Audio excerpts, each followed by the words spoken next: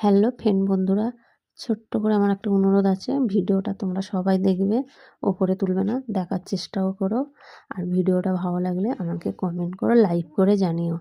তা আজকের দক্ষিণ ব্যামতা সর্দার পাড়ায় এই মন্দির, আমাদের যে বাড়ালি পুজো হয় মন্দিরই, তোমরা দেখেছো অবশ্যই, আমি দুটো একটা করে কিন্তু ভিডিও ছাড়তে থাকি।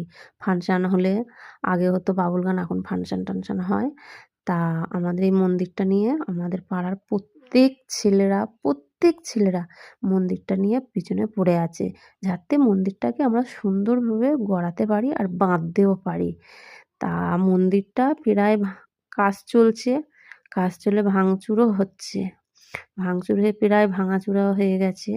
হয়ে দেখো ওপর থেকে পুরো নিচে পর্যন্ত, কিন্তু আমাদের মন্দিরের পিছনে একটা আসত গাছ আছে। গাছটা ওটা আমাদের কি বলবো, আমাদের তখন জন্ম হয়নি যে ওই আসত গাছটা, কিন্তু এই বড় গাছটার পিছনে সামনেতেই মন্দিরটা।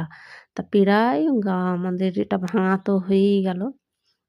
গাছ ভাঙাচুর করার পরে এই দেখো মন্দিরটা কীভাবে ভাঙা হয়ে গেল। ভেঙে এবার কিন্তু প্রায় কমপ্লিট হয়ে গেছে। এবার গাড্ডা খোঁড়া স্টার্ট হয়েছে, গাড্ডাও খোঁড়া হয়ে গেল, কলম উঠছে। তা কলম ওঠার পরে দেখো তোমরা দেখতে পাচ্ছ। আর এই মন্দিরটার পিছনে যে দাদা ভাই লেগেছে সে হচ্ছে সীমানদা।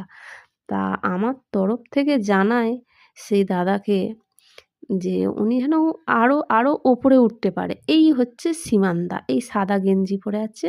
দেখো প্রত্যেক ছেলে কিন্তু এখানে কাজ করছে, কেউ বসে নেই। আমার ভিডিও আরও আছে, তোমাদেরকে দেখাতে থাকবো। আর সীমানদাকে তোমরা ধন্যবাদ জানিও, যেন উনি আরও বড় হতে পারে। টা টা বন্ধুরা।